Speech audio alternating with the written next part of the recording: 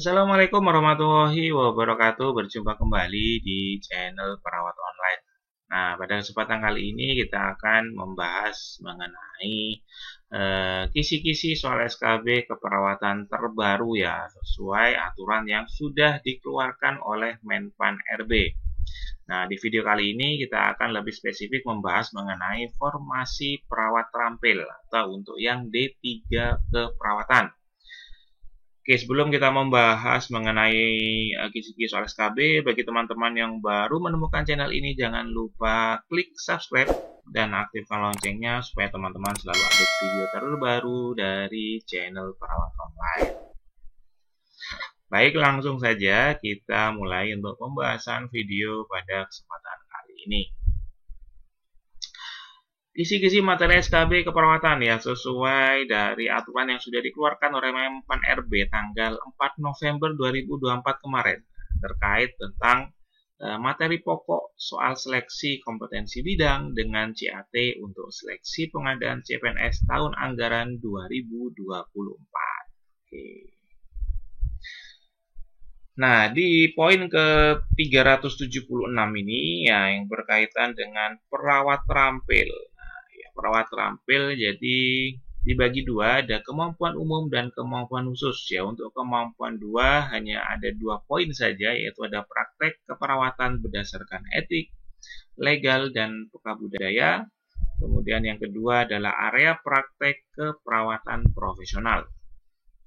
Kemudian untuk kemampuan khususnya ada 6 poin. Yang pertama pemberdayaan dan pengabdian kepada masyarakat.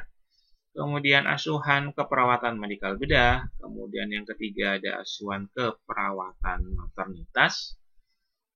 Selanjutnya ada asuhan keperawatan anak. Kemudian ada asuhan keperawatan jiwa. Dan yang keenam ada asuhan keperawatan komunitas. Nah, jadi total ada 8 poin ya. Ada 2 di kemampuan umum.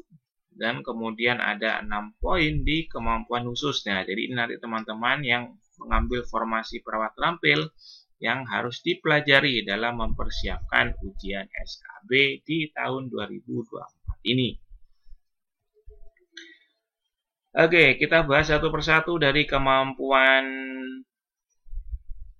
umum ya. Nah, yang pertama tadi ada praktek keperawatan berdasarkan etik. Nah, hampir mirip dengan yang perawat ahli pertama. Jadi yang teman-teman perawat terampil atau yang D3 keperawatan juga mempelajari etik keperawatan. Ada autonomi terkait tentang kewenangan pasien ya, kebebasan pasien untuk memilih apa yang akan dilakukan pada dirinya. Kemudian ada justice terkait tentang keadilan, tidak membeda-bedakan pasien. Kemudian ada beneficient, yaitu sebagai perawat kita memberikan tindakan yang bermanfaat kepada si pasien.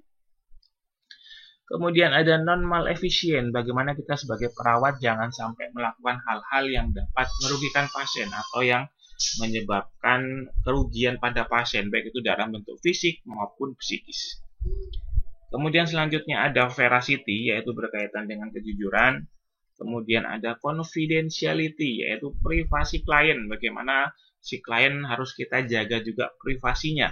Kita tidak boleh menyebarluaskan misalnya terkait tentang informasi penyakit pasien ke umum misalnya ya. Kemudian ada fidelity, yaitu menepati janji.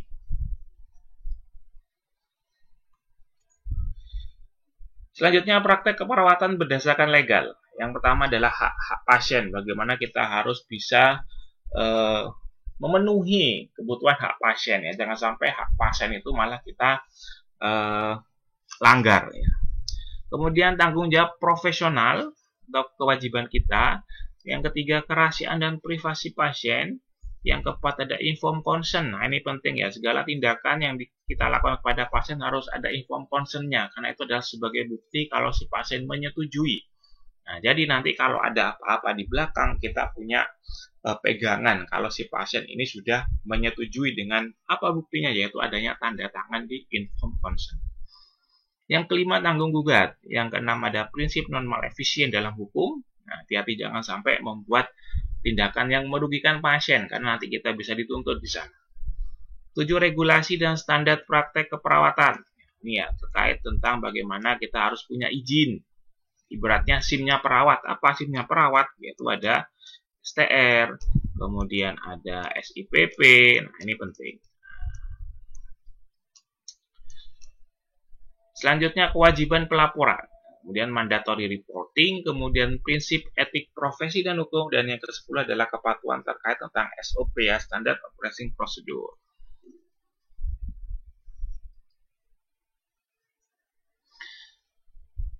Oke, selanjutnya praktek keperawatan berdasarkan peka budaya. Bagaimana sifat kita sebagai perawat, karena kita melayani pasien yang tentunya terdiri dari berbagai macam latar belakang, baik itu budaya, suku, agama, dan sebagainya.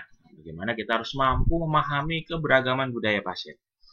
Kemudian kita juga harus bisa membangun komunikasi yang efektif, kemudian menghormati kepercayaan dan praktek kesehatan tradisional, menghargai preferensi dalam perawatan, kemudian menghormati praktek dan ritual keagamaan, mengurangi stigma dan stereotip, kemudian membangun kepercayaan melalui sikap empati dan penerimaan.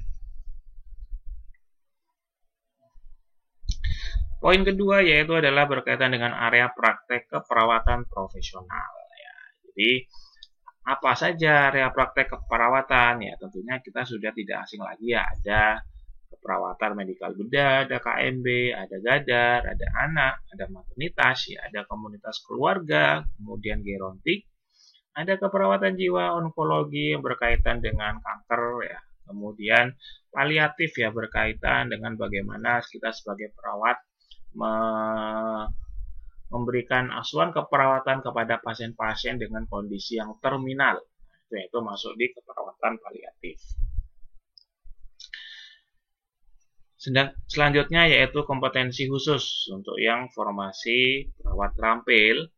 Yang pertama ada pemberdayaan dan pengabdian masyarakat.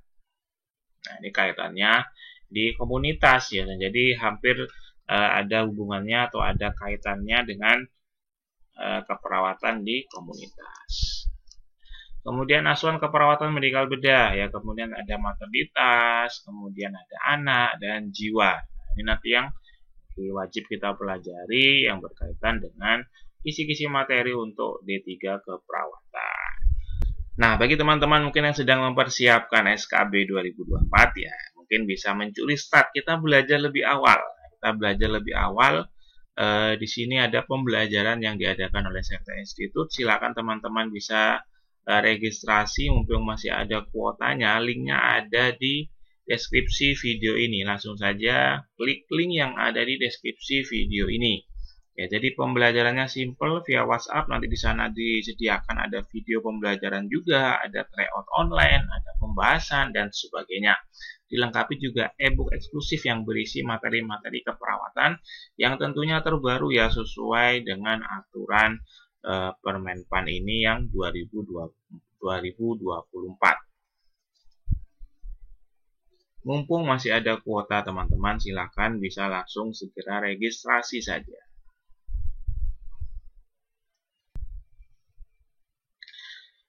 Oke, jadi seperti itu beberapa kita bedah ya beberapa poin-poin kisi-kisi yang berkaitan dengan formasi perawat terampil atau untuk yang D3 keperawatan.